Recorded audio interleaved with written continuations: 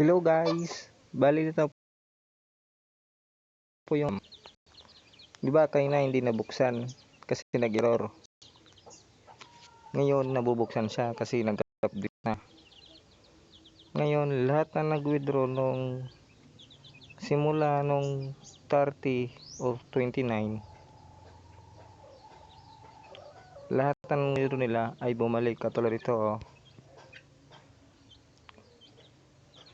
naging failed, bali hindi siya pumasok. Ibig sabihin binalik niya yung 16.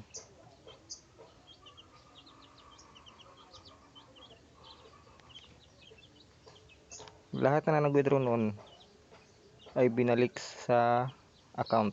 Ito sa akin 17 binalik kasi nag-fail sila dahil nag-update.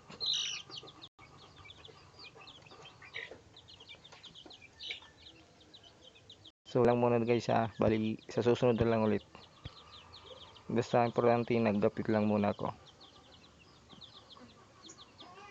Paki-support naman yung page. Salamat.